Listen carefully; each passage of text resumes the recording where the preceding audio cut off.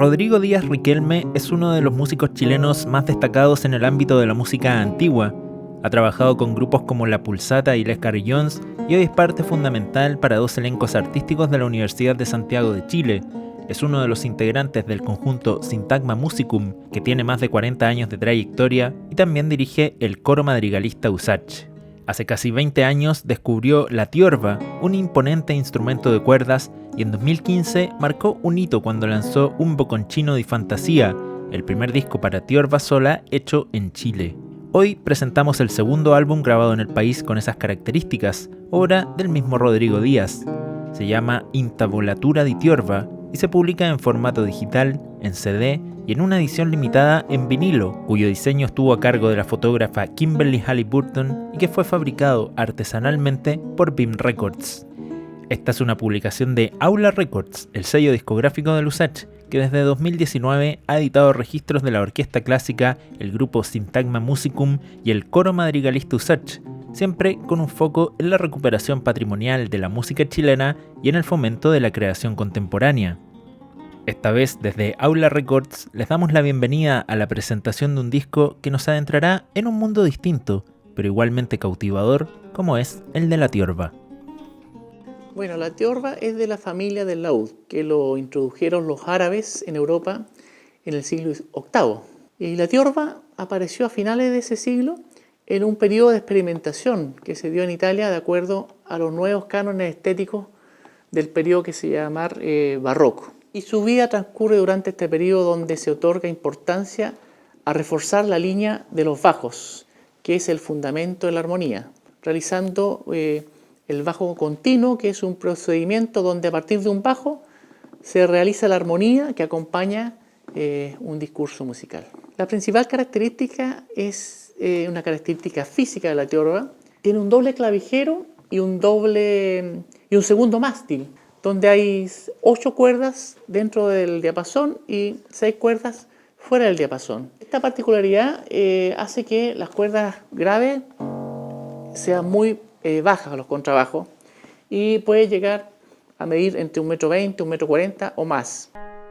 Sí, a diferencia de la guitarra, la tensión de las cuerdas es menor, es bastante menor y uno tiene que acostumbrarse a esta tensión, por lo que la técnica para tocar la mano derecha es bastante distinta. A diferencia de la guitarra que tiene 6 cuerdas, de alguna manera uno tiene que poner la mano para alcanzar las 14 cuerdas, que también es una dificultad mayor y de alguna manera una constante práctica y un mayor esfuerzo, un instrumento pesado en el fondo, cansador. Bueno, la tiorba llega después de un largo camino. Primero estudié y me titulé de guitarra clásica en la Facultad de Artes de la Universidad de Chile con el profesor Ernesto Quesada, quien fue mi maestro, pero a la vez él fue uno de los pioneros en la interpretación del laúd e instrumentos de cuerda pulsada del Renacimiento y Barroco en Chile.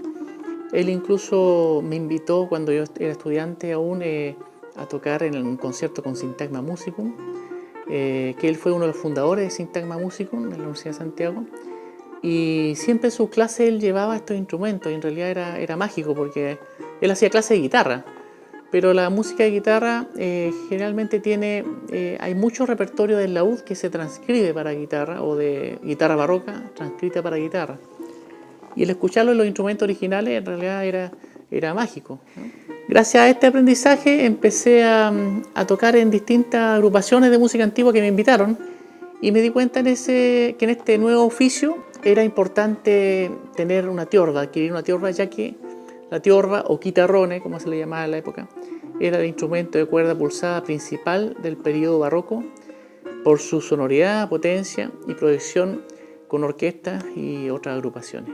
En Chile no había profesores de este instrumento y aún los luthieres no se atrevían mucho a construir este tipo de instrumentos. Entonces, alrededor del año 2002, encargué una tiorba a un luthier bastante reconocido y a la vez me contacté con un famoso intérprete en tiorba que era un español, Juan Carlos Rivera, que había conocido a través de un festival de música antigua. Así fue mi acercamiento a la tiorba.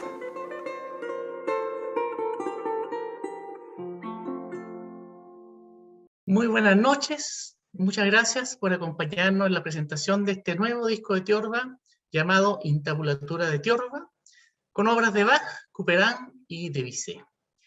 Estamos muy contentos ya que en esta presentación tenemos el honor de contar con John Griffith, con quien conversaremos acerca de los misterios de este instrumento llamado Tiorba. Muy buenas noches, John. ¿Cómo estás? Hola, Rodrigo. Un honor también para mí para participar en este proyecto y estar contigo y con todos los presentes en esta presentación de disco. Sí. John Griffith es un músico australiano que en este momento nos está hablando desde Australia, o sea, ya es de día, ¿no? Sí, de mañana. Estoy Mañana, desayunando contigo. Desayunando. La hora del café. Sí. Sí. Él tiene una carrera internacional muy importante, muy reconocido como un gran intérprete de guitarra, de laúd y de vihuela, así como un gran investigador y musicólogo y académico, que a su haber tiene un sinnúmero de publicaciones, libros, ensayos y reseñas de discos dedicados especialmente al laúd, la vihuela y la música antigua. La reseña de este disco, de mi disco, es un ensayo de su autoría, al que agradezco mucho. El ensayo se llama La Tiorba Encantada, por lo que agradezco el interés tuyo en este trabajo mío y por este ensayo tan inspirado y tan documentado. John, ¿qué puede decir, qué podemos encontrar en este nuevo disco de Tiorba? Bueno, como tú has dicho, música original para Tiorba de autores franceses, de Robert Debussy, arreglos de música originalmente para clavecín de Couperin y también un suite de Bach. Así, música del siglo XVII y XVIII. Sí, me llamó la atención una afirmación bastante categórica de tu ensayo. Aquí la tengo, dice lo siguiente: el instrumento hechiza a quienes sucumben a sus encantos, mediante una combinación de sensualidad y profundidad que nunca ha sido superada por ningún invento posterior. Bueno, yo concuerdo Sí. mucho con estas apreciaciones, especialmente por ser el instrumento el que me he dedicado más tiempo, pero me llama la atención lo categórico de un instrumento que duró solo no más de un siglo y medio quizás, en su apogeo, y después desapareció y dio cabida a otros instrumentos que según tú no hubo ningún invento posterior como la tiorba. ¿A qué se debe esto, John? Sí, yo creo que en el fondo vivimos en un mundo en un constante estado de flujo que va cambiando modas, costumbres, preferencias y eso. Y la tiorba vivió su tiempo, después siempre los compositores agotan las posibilidades de un determinado estilo o responden a nuevos impulsos sociales o lo que sean y los estilos musicales cambian. Eso es lo que pasa con la tiorba. Pero vamos al principios de la tiorba. Y en primer lugar quiero recomendar fuertemente a todos los que están compartiendo la pantalla con nosotros de aprovechar, de escuchar el disco de Rodrigo, porque como dijo, intitulé mi ensayo El encanto de la tiorba, y se me vino el nombre después de escuchar la grabación, porque realmente es un encanto. Tiene que ver con la naturaleza esa misma de la tiorba, que durante 150 años más o menos dejó encantado a todos los oyentes, porque tenían una profundidad con sus cuerdas bajas. Faltaba tiples porque habían bajado las dos cuerdas principales, primeras una octava. Entonces, las melodías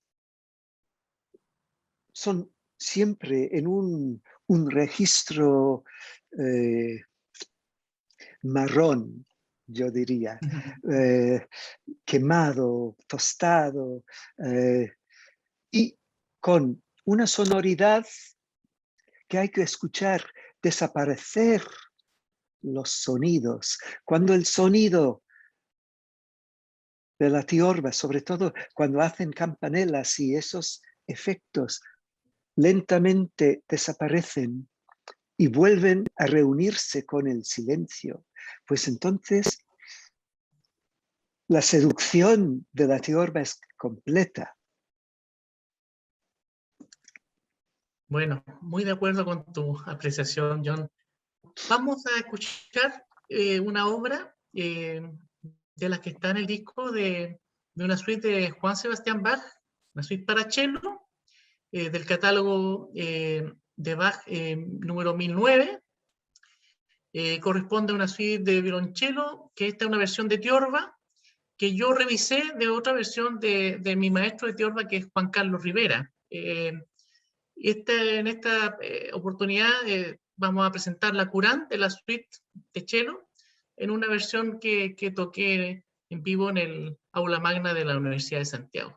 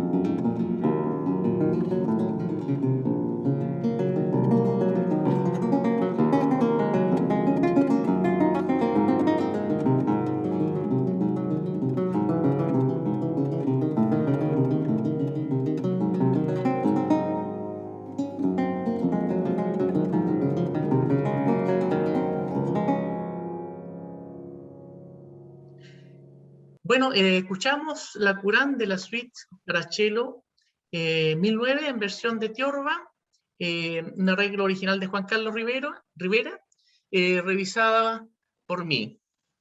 ¿Qué te pareció, Y funciona John? muy bien. Se nota que está de transportar de un instrumento a otro, sobre todo desde el cello, que es profundo y eso a la tiorba funciona perfectamente. Sí. Bueno, Bach siempre es un desafío tocar para todos los Sí, instrumentistas. Y un poco yo cuando abordé esto pensé en eso. Incluso técnicamente, yo creo que en la música para tiorba original no hay nada tan difícil o uno tiene que incorporar técnicas un poco distintas para hacer esta música en tiorba. sí, Bueno, el disco se llama de alguna manera Intaulatura de Tiorba, que es un nombre que está en libros de la época sí, del repertorio italiano, pero nos habla de la tablatura, que es la forma común eh, de un sistema de notación de la época para estos instrumentos de cuerda pulsada. Tú has investigado mucho acerca de la tablatura y te consulto, ¿qué tan común era de esto intabular obras de otros autores de un instrumento a otro o de sí. canto? No sé, bueno, cuéntanos un poquito tu experiencia con respecto a eso. Bueno, empezamos con la palabra tablatura, ya para empezar. Tú sabes que la palabra tablatura todavía no figura en el diccionario de la Real Academia Española, no es una palabra legítima española. En el siglo XVI, siglo XVII, siempre hablaban de música por cifra, o sea, porque usaban un sistema numérico utilizando líneas de un pentagrama, hexagrama, que eran las cuerdas del instrumento, con números que representaban los trastes. En otras partes de Europa utilizaban el alfabeto para el mismo, eh, la misma razón. Pues entonces,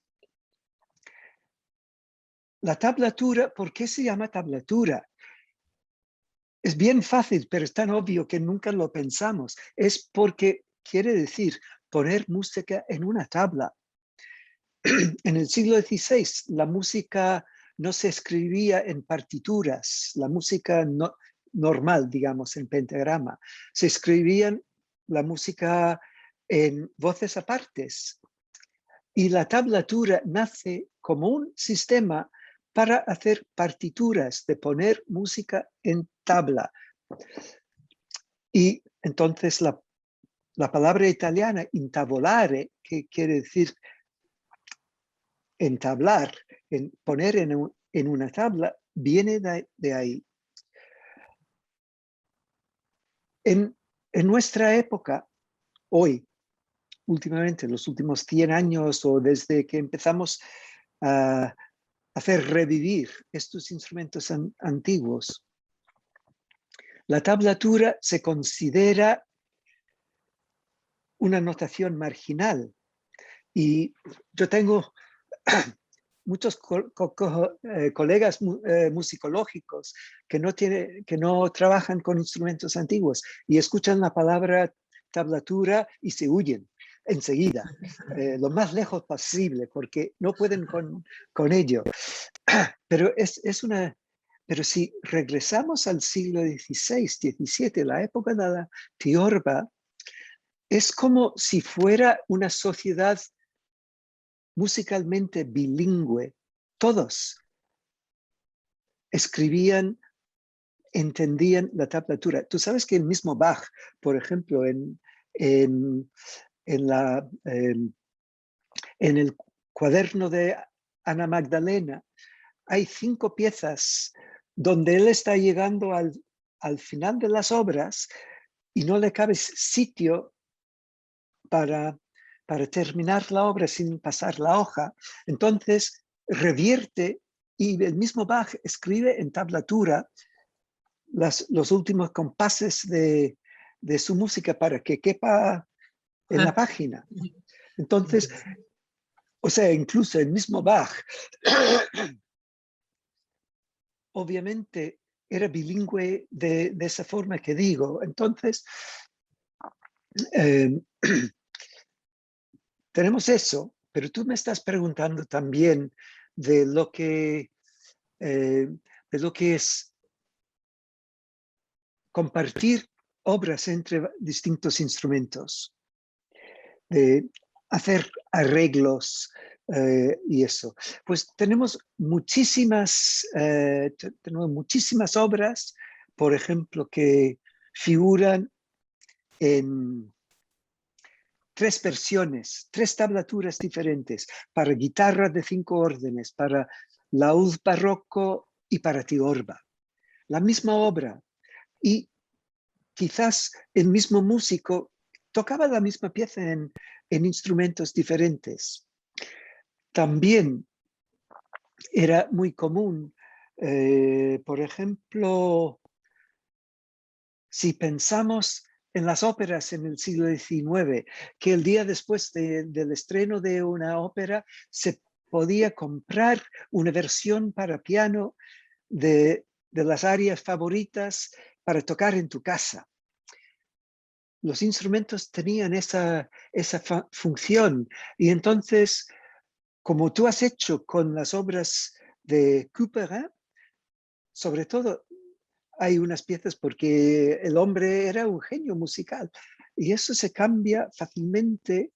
O sea, tú tomaste en este disco pues la idea de Bizet, que tocaba laúd, guitarra y tiorba. Fue él que hizo los primeros arreglos de música de Couperin.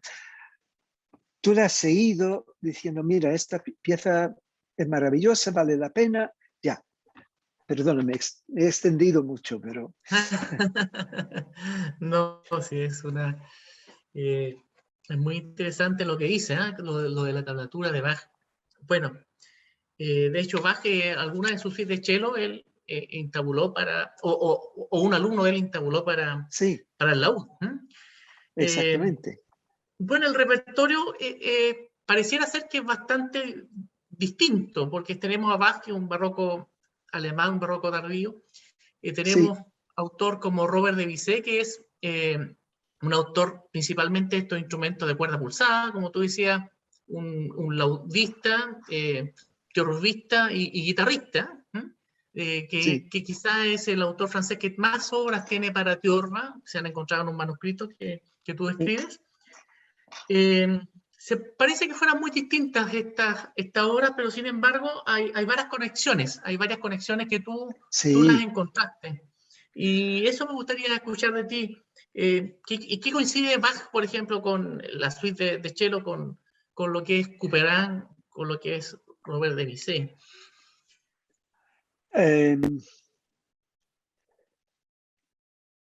Si pensamos en el repertorio barroco alemán, sabemos que en el fondo es una mezcla de 2 estilos distintos y cada uno bien definido, que es el estilo francés y el estilo italiano.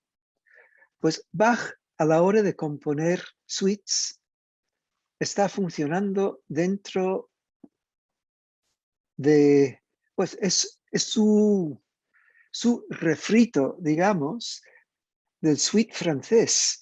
Viene de ahí, los movimientos son típicos de la música francesa. Entonces, tenemos que volver un siglo y pensar justo en ese momento en que la tiorba se estaba desarrollando. Al mismo tiempo, antes de la introducción a la tiorba en Francia, cuando era en sus primeros años puramente un instrumento italiano, los laudistas franceses empezaron a hacer experimentos con la afinación de su instrumento,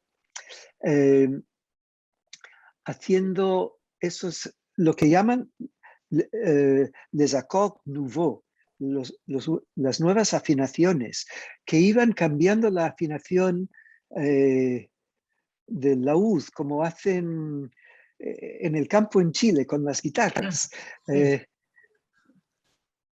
buscando nuevos sonidos, y descubren o desarrollan lo que se llama el estilo brisé, el estilo roto, en vez de polifonía seguida, con acordes arpegiados y todo esto. Pues de ahí esto se convierte en un estilo de clavecín. Los clavecinistas empiezan a copiar a los laudistas.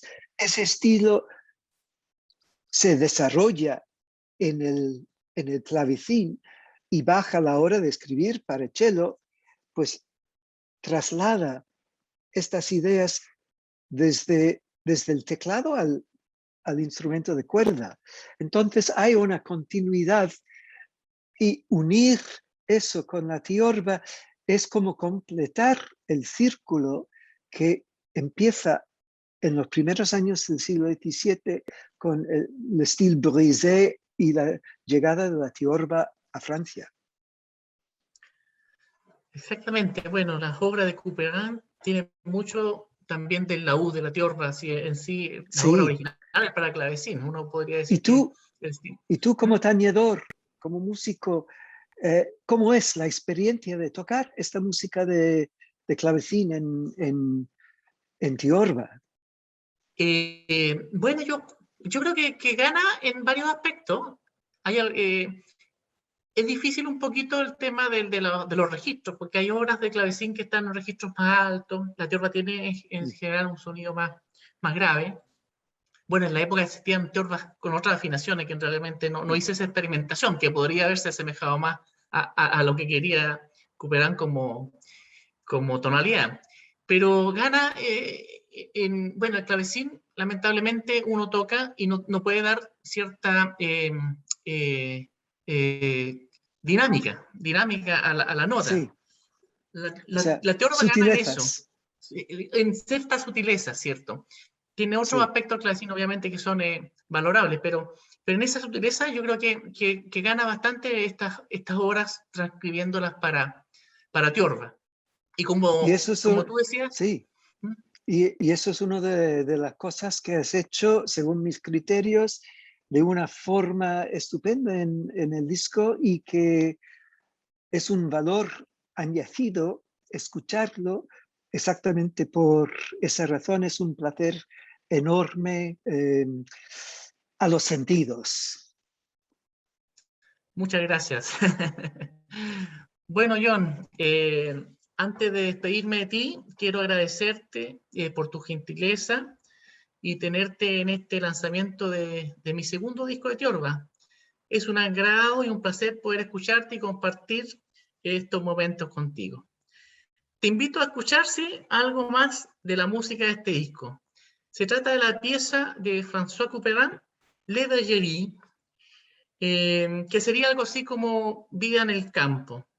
En esta pieza hay una versión de Robert de Bizet un poco más simple, pero yo hice mi propia versión que les presento ahora. Y al parecer esta pieza también llamó la atención de Bach, ya que él la transcribió y la incorporó en su famoso libro de piezas para su esposa Ana Magdalena Bach. Muchas gracias nuevamente, John, y nos vemos en una próxima ocasión.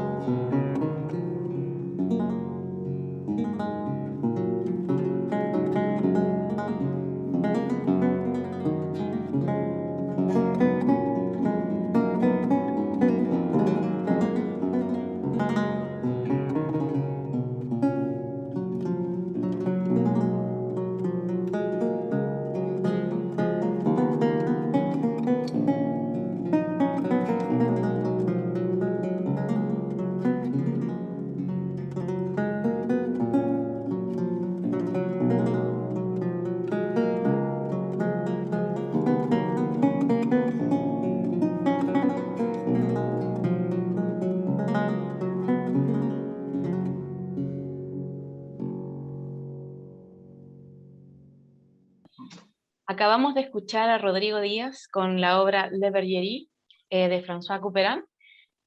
Muchas gracias por esa hermosa obra. Y ahora me encuentro con Rodrigo Díaz y Kimberly Halliburton para conversar sobre la portada de este disco, que nos acaba de llegar. Acá vamos a mostrar la primicia, que no lo han visto en el resto de este evento. Y bueno, como responsable de el levantamiento de artistas nacionales para elaborar las portadas de los discos de Aula Records, esta búsqueda la centramos en buscar alguna técnica que representara como esa conexión con algo más natural, con un poco la vista al pasado, pero que desde ahí pudiera conectarnos con lo que es hoy el arte de la tiorba que representa Rodrigo. Por eso contactamos a Kimberly, quien es una maestra de la cianotipia y otras técnicas de revelado, más como antiguos, que podríamos decir que pasaron desde lo primero que fue la fotografía hacia ahora que es un uso artístico. Kimberly, bienvenida. Hola Natalia, gracias por esta introducción. Muchas gracias por esta preciosa portada. Queríamos conversar un poco sobre tu trayectoria como artista. Nos pudieras comentar de dónde viene todo lo que has venido investigando en esta técnica y que nos hables de la cianotipia que utilizaste en esta portada. Ya, genial. Mira, cuando empezamos el proceso, y ustedes me comentaron que querían hacer la portada en alguna técnica que se conectara un poco con lo que es la música que hace Rodrigo. Estuvimos como investigando dentro de las técnicas que yo realizo. Soy fotógrafa, artista visual, me dedico a la fotografía experimental y ahí trabajo varias técnicas de revelado artesanal. Entonces ahí utilizo algunas técnicas como de emulsiones artesanales, como la cianotipia, que es revelado con químicos, y también utilizo algunas técnicas de revelado con elementos naturales, como el revelado de la clorofila y los antotipos, que son técnicas que se pueden hacer con elementos orgánicos, ¿cierto? Pero que no permiten muchas copias, ¿cierto? De un mismo objeto.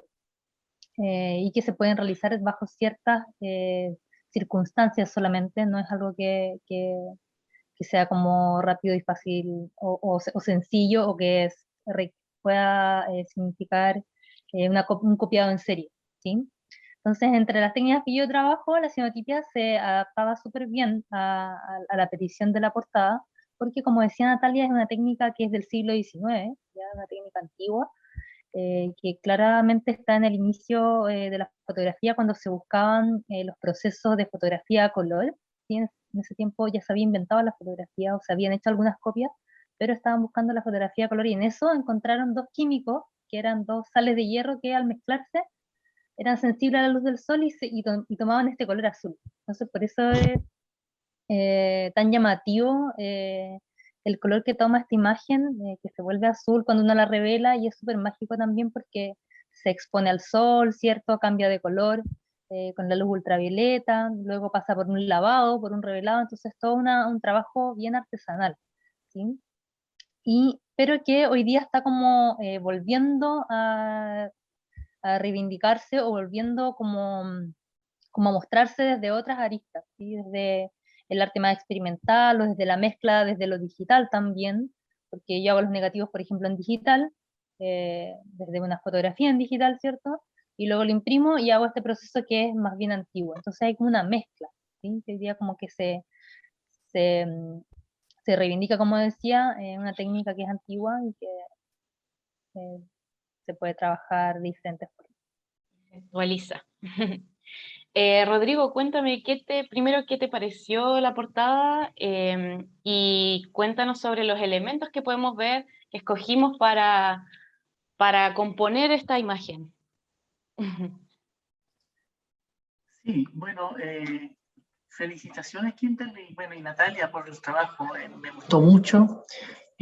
Bueno, recién salí del horno, lo vi hace una hora, un par de horas, y y a la gente que se lo mostré, mi señora es arquitecta, le encantó, ¿ah?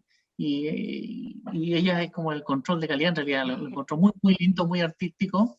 Y creo que la sinotipia también era una técnica antigua para que ocupaban en arquitectura, para revelar planos antes de que existiera lo digital, ¿no? Así que algo sabía ella con respecto a eso. Así que muy, muy lindo trabajo y cada ejemplar es un ejemplar único. Bueno, en el disco nos pusimos de acuerdo con Kimberly un poco los elementos que eran propios de la tiorba, como las rosetas, por ejemplo, los rosetones que le llaman, que son en el contexto de los instrumentos musicales desde el medioevo hasta el barroco, era la boca del centro de estos instrumentos de cuerda pulsada principalmente. Y el nombre se originó desde la Edad Media por analogía a lo que son los vitrales de las catedrales góticas, especialmente, se llaman rosetones esas vitrales donde entra la luz. Y eso también tenía algo que ver con el concepto de María, con la luz de la fe y varios otros conceptos. Esos son los rosetones que principalmente están en la tapa. Y estos rosetones se ocuparon en los instrumentos del laúd. Inicialmente el laúd era un instrumento que viene del ud, que es un instrumento árabe, que también tenían estos rosetones, y por eso siempre, generalmente los calados que hay, los decorados que son tallados dentro de la misma madera muchas veces, son con algunos patrones geométricos del arte islámico. Y probablemente los mismos que se usaron en estos instrumentos que trajeron los árabes, introdujeron a Europa ya en el siglo VIII, más o menos. Ese es el primer elemento que llamó la atención a Kimberly, y bueno, lo encontré muy, muy, muy certero. En la tiorba generalmente son 3 rosetones. En otros instrumentos, como el laúd, generalmente son un rosetón, y otros instrumentos como vihuela y guitarra barroca también ocupaban eso. Otro elemento son la tablatura, que es este sistema de notación antiguo también que se ocupó mucho en los instrumentos de cuerda pulsada. En este caso decidimos incluir una tablatura de la época de Robert de Bizet, que es un manuscrito de principios del siglo XVIII, donde la tablatura es un sistema donde se ejemplifican las cuerdas, que son líneas horizontales, a través de un hexagrama, 6 líneas horizontales, no un pentagrama que son 5, 6 líneas, y una serie de letras que significarían los espacios donde se ponen los dedos, la mano izquierda, y algunos otros signos que son más técnicos, pero principalmente la tablatura es un sistema de notación que empezó en el siglo XVI y se extendió hasta el siglo XVIII inclusive. Como estamos en el barroco francés, también tenía cierta...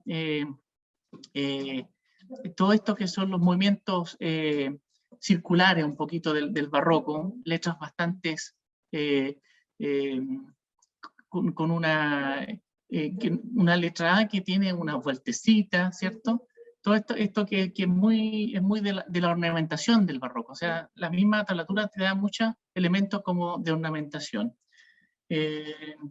Bueno, otro elemento también, obviamente, son las fotografías de la tiorba, donde se destaca, obviamente, de los rosetones y las cuerdas, la cantidad de cuerdas, que son 14 cuerdas, que también es algo que llama la atención. La fotografía fue hecha por Víctor Castillo, que también es un músico, aparte de ser un muy buen fotógrafo, es un músico de la misma área de las cuerdas pulsadas, de la guitarra. Él toca guitarra barroca, vihuela. Seguramente en un futuro va a tocar tiorba. Eso. Gracias, Rodrigo. Como decías, nosotros intentamos integrar todos estos elementos que representan el disco en esta composición que propuso Kimberly. Creemos que lo resolvió de muy buena manera, pero nos gustaría también que nos contaras cómo fue el proceso de integrar todo esto, además de la música. ¿Qué te pareció la música? Pasamos por distintas etapas. Primero probaste, me acuerdo, en otros tipos de materiales. Cuéntame un poco cómo fue el proceso. Sí, al principio la petición fue bien libre, entonces fue como eh, prueba los materiales y prueba las técnicas que tú quieras para poder buscar la mejor forma de juntar estos elementos, ¿cierto?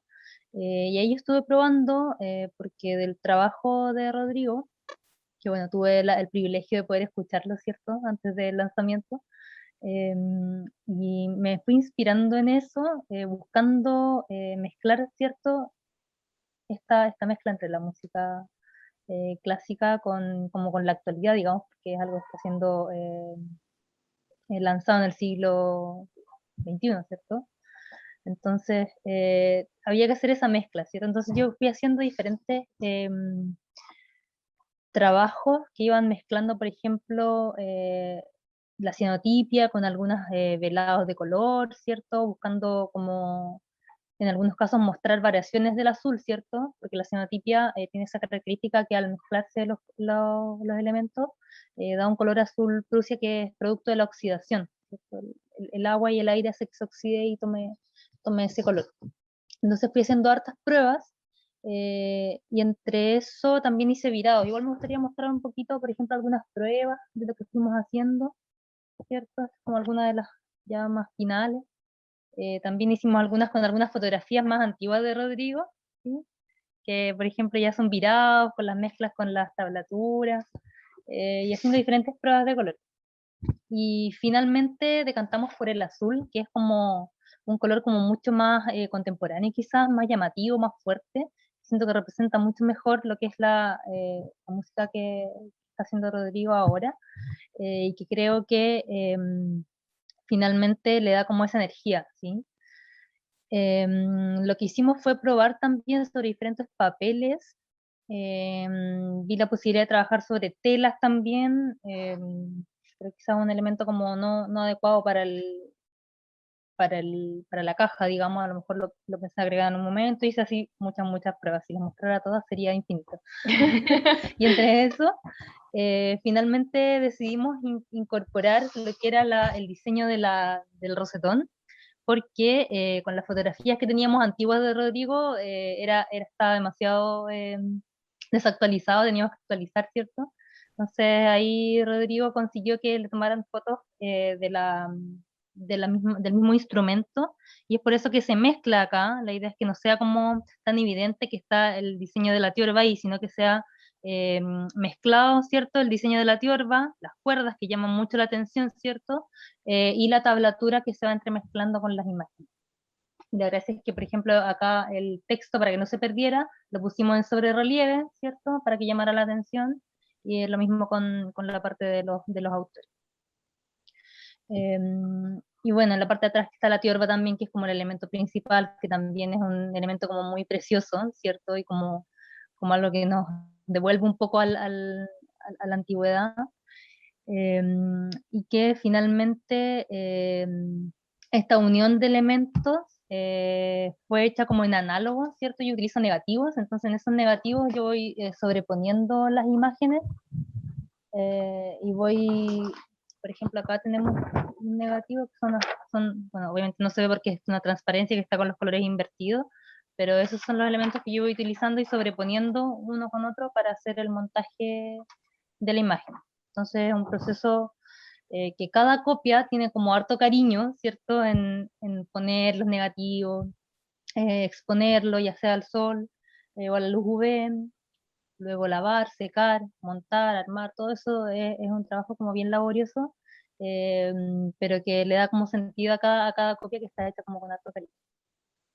Justamente resaltamos eso, que es algo que también buscamos como sello discográfico, que el disco en sí mismo es un objeto, puede ser de colección, un objeto de arte que tiene todo el amor de los artistas involucrados, no solo la música, que claro es lo central, pero aprovechamos de desarrollar cada disco con un sentido especial y expresando la identidad también de los artistas y las artistas que invitamos a trabajar con nosotros. Nos encanta que como Kimberly también nos dice en lo que nos cuenta, que es un desafío igual como probar distintas técnicas y jugar con lo que tú ya sabes. O sea, vas pasando por lo que ya sabes, pero ahí decanta en lo que es adecuado para el disco. Es genial que se pueda dar ese tiempo de experimentación, también como con cada uno de los invitados al sello. Es algo que nos gusta mucho también resaltar. Y bueno, agradecerles a los dos por la conversación. Espero que cada persona que tenga la posibilidad de tener este disco, sabemos que son pocas copias, son solo 40, así que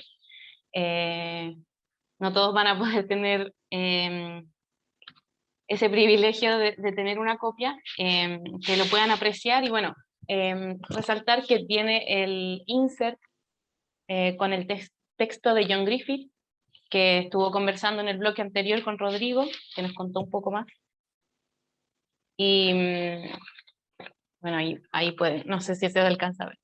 Más fotografías, logramos integrar bien todos los elementos y recuerden que además de la versión en vinilo, este disco está disponible en su versión CD, en la que adaptamos este diseño, y en el que podrán encontrar el programa completo del concierto ejecutado por Rodrigo Díaz. ¿Puedes contarnos, Rodrigo, quién hizo la grabación, el sonido de este disco? Pues, sí, lo hizo un sonidista chileno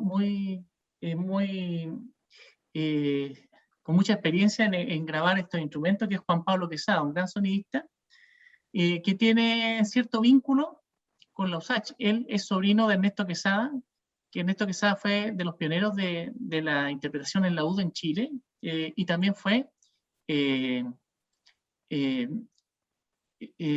integrante de Sintagma Musicum, fundador de Sintagma Musicum. Así que él hizo un muy buen trabajo en la mezcla y edición de las obras que grabé en este disco. Entonces agradecemos a Juan Pablo y los dejamos con Les Sylvains de François Couperin, entabulado por Robert Debussy. Que la disfruten.